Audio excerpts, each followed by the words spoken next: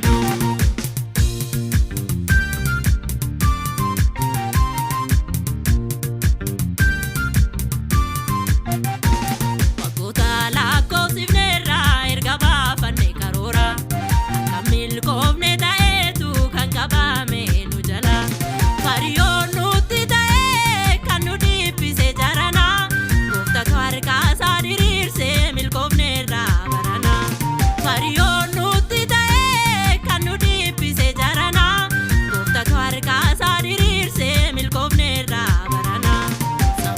Fayyina bara baranuuf ta'e diina qabeenu garboomse harka isaanii nurraa dha'e birmadummaa nu baaseera diinni keenya otoo gaddu jajachuun nurraa bareeda erga baanee birmadu waaqessuun nurraa bareeda erga baanee birmadu faarfachuun nurraa bareeda erga baanee birmadu.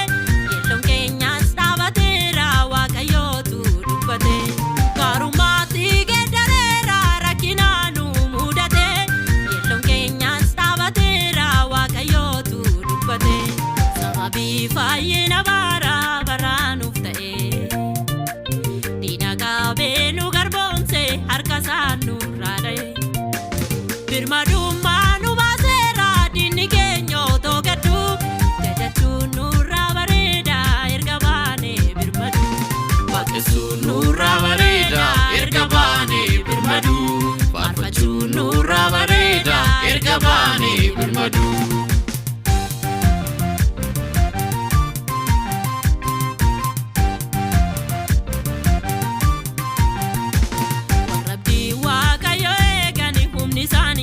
Akka joobiraa ta'uu hin dadhabanii gonkumaa leenjisaa feeliyyuu hin dhabaa hin beelaasii waamamuun keenya sirriidha nuti hin taanu akkasii leenjisaa feeliyyuu hin dhabaa hin beelaasii waamamuun keenya sirriidha nuti hin taanu akkasii sababii fayyina bara baranuuf ta'e diina qabeenu harka isaanii nurraa dha'e birmadummaa nu baaseera diinni keenya otoo gaddu jajachuun nurraa bareeda erga baanee birmadu waaqessuun nurraa bareeda erga baanee birmadu faarfachuun nurraa bareeda erga baanee birmadu.